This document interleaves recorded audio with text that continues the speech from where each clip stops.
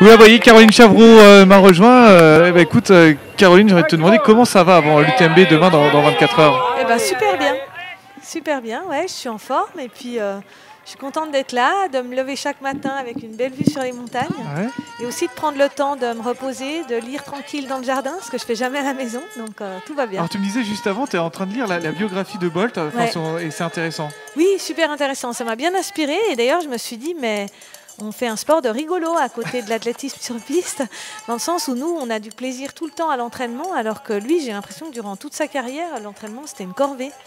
Et c'est l'enfer en fait, il vomit, il se tire dessus comme jamais, alors que nous, il y a aussi de l'effort physique bien sûr, mais on profite des paysages. C'est vrai, on a l'impression que c'est un mec cool en fait, un peu Usain Bolt, mais c'est un champion parce que là il vient de 9 médailles pendant les Jeux Olympiques, on voit le degré de, même s'il était un petit peu moins bien les dernières années, il arrive aux échéances, les Jeux Olympiques et il est toujours là. Mais parce que je pense que c'est un mélange de confiance en soi. Et puis effectivement, je pense qu'il a un caractère, il le dit, décontracté, il ne se prend pas la tête. D'ailleurs, les rares fois où il a stressé, il a raté ses courses. Et moi, je dois en tirer leçon, je crois. Ça m'a bien inspiré parce que c'est vrai que je me dis, on a de la chance d'être là. Il faut prendre les choses positivement et puis avec sérénité aussi. Et pas trop se laisser écraser par l'enjeu. C'est vrai que là, il y a de l'enjeu. Par exemple, là, demain, c'est vrai que c'est une course qu'on attend en France et que le monde du trail regarde d'assez près parce que c'est une des plus belles courses du World Tour. Oui, l'UTMB, c'est vraiment à part. Moi, je le vois. À chacune, j'ai gagné quelques belles courses cette année, des courses connues, mais à chaque fois, dans les commentaires, les gens me disent « Et alors, et l'UTMB ?» c'est de bon augure pour l'UTMB. On a l'impression que tout n'est qu'échauffement pour l'UTMB. Et que j'aurais pas fait une belle saison tant que j'aurais pas gagné ou fait un podium à l'UTMB. Justement, Caroline, parle-nous un peu de ta saison là depuis début 2016. Comment ça se passe? Parce que tu as gagné beaucoup de courses. Tu peux nous rappeler un peu tout ce que tu as gagné cette année? Ça s'est bien passé. J'ai commencé par gagner la Transgrande Canaria. Et puis après le Madeira... après, il y avait le Trail du Ventoux, qui est une course nationale. Mais quelque part, pour moi, c'était important aussi. C'était un passage. C'était très court. C'est très court? Non, c'est pas si court que ça. Mais c'est plutôt une course courte. Et j'ai gagné devant des filles rapides, donc j'étais un peu étonnée. Et puis après, il y a eu l'Ultra Trail de Madère que j'ai trouvé fabuleux. J'ai adoré cette course. Et j'ai fait une course. J'ai jamais eu un moment où j'étais fatiguée, quoi. J'étais quand même un peu fatiguée à la fin, mais jamais eu de passage à vide, on va dire. Et puis après le 80 du Mont Blanc, les mondiaux de skyrunning. T'as gagné ou t'as fait deuxième sur le 80? T'as gagné 80 du Mont Blanc, Et puis j'ai gagné les mondiaux de skyrunning aussi. Super. Donc une saison parfaite. Tu arrives sur, c'est vrai que l'UTMB, un petit peu en favorite, on va dire quand même. Après. Il y a d'autres filles très fortes, notamment Henri Bozio. C'est un peu la grande inconnue. Elle n'a rien fait depuis 2 ans. C'est ça, elle est numéro 1 en fait, au classement ITRA. Mais il faut dire sur les derniers rendez-vous, on se dit que même en 2013, elle n'avait pas fait vraiment de grands résultats avant. Et là, tout d'un coup, elle a fait une course absolument extraordinaire. Donc je pense que si ça se trouve, ça la transcende, l'UTMB. Mais en fait, je ne regarde pas trop les autres. Je crois que ces ultras, c'est une course contre soi-même. Et d'ailleurs, c'est un peu l'erreur que j'avais fait l'an dernier. J'avais fait la course contre les autres. Tu étais partie vite aussi l'année dernière. Mais oui, beaucoup trop vite, alors que j'étais pas bien. Je me sentais pas bien. Mais vu qu'il y avait des filles devant, je me suis dit, oulala, faut la chercher. Mais c'est idiot en fait. Là, je vais vraiment essayer de me concentrer sur mes sensations, bien respirer, être détendue, et puis bien manger, bien boire. Et puis je pense, tout le monde dit que la course commence à Courmayeur. Je pense à la moitié, il faut que je me mette ça dans la tête et que j'y ai avec sérénité. Tu as parlé aussi un peu avec Nathalie Mauclair? Non, pas du tout. Non. C'est vrai que j'aurais bien voulu en fait, mais l'occasion ne s'est pas trouvée.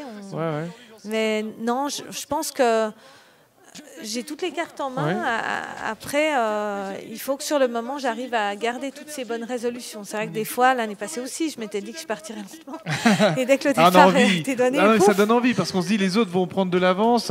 Tout à l'heure, je ne sais pas si tu as vu tout à l'heure l'arrivée de l'OCC, c'était assez incroyable, avec Barognan qui revient quasiment 10 mètres de Rachid dans les rues de... C'est fou. Ça, c'était 1 kilomètre avant l'arrivée. Ça doit être dur dans ces conditions. Et Rachid, à un moment, se retourne, il le voit et il a accéléré.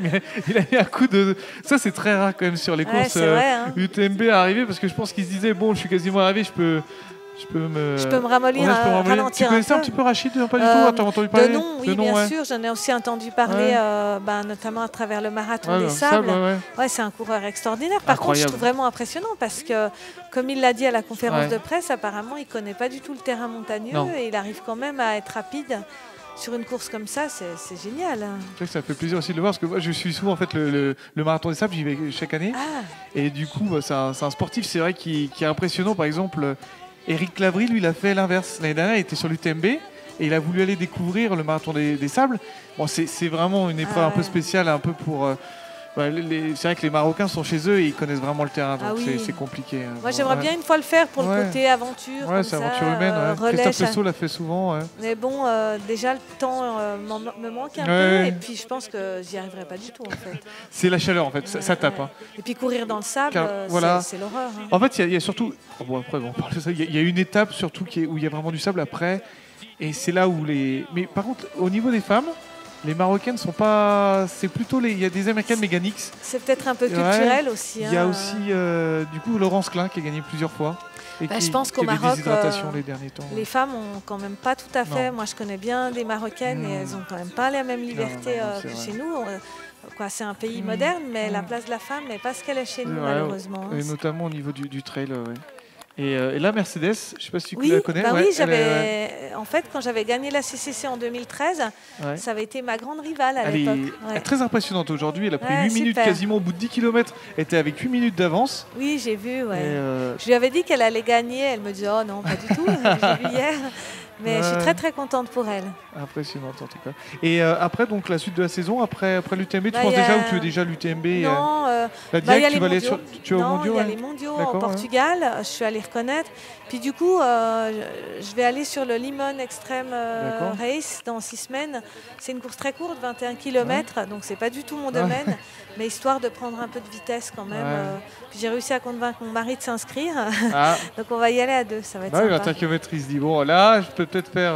Ouais, ça va être sympa. Moi, j'ai envie de faire aussi des courses courtes. Les prochaines années, tu veux plutôt te mettre, par exemple, sur athlétisme, course un peu plus courte ou Non, je veux rester dans l'ultra parce que moi, je pense que j'ai pas de qualité de vitesse. Je suis pas toute jeune non plus. J'ai jamais fait de l'athlétisme. Quand j'ai commencé à courir, j'avais 36 ans. C'est souvent dans les trails, c'est souvent sur le tard. Donc moi j'aime mieux l'ultra aussi, je trouve que c'est quand même pas la même dimension. J'aime bien faire des petites de 20-30 km, mais c'est pas je dirais un ultra c'est un voyage, c'est une aventure.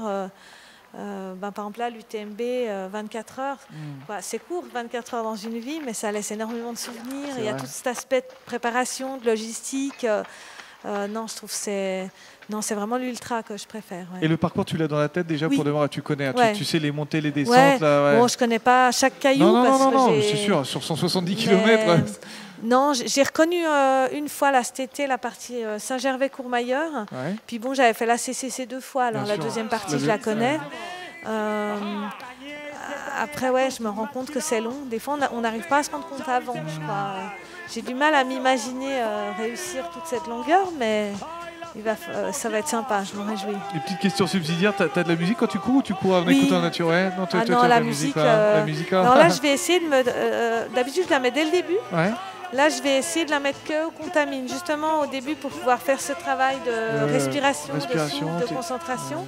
Mais au Contamine, je vais mettre la musique. J'ai pas mal bossé sur la playlist aussi. Ça m'a bien occupé. J'ai bien agrandi. À chaque course. En fait, à chaque course, je m'achète une quinzaine de nouvelles chansons. Comme ça, je varie un peu les plaisirs. Et après, je pense que je vais l'écouter quasiment toute la course. Cool. Voilà. Bon, en tout cas, on te souhaite vraiment le meilleur, Caroline. Merci. Voilà. Et puis, vous êtes nombreux. Vous allez suivre demain Caroline. Et puis, n'hésitez pas avec le hashtag UTMB Live. UTMB, on suivra Caroline. Merci. Et les encouragements, c'est vrai que sur le parcours, ça aide. Voilà, Facebook, Twitter, tout. Et puis, on sera là sur la Web TV. En tout cas, ce sera 24 heures à partir de demain, le départ jusqu'à l'arrivée. Et jusqu'à même, d'ailleurs, dimanche, les podiums. La Web TV est ouverte. Donc, super. Voilà. Bonne course à tous les coureurs. Au revoir. Allez, ciao.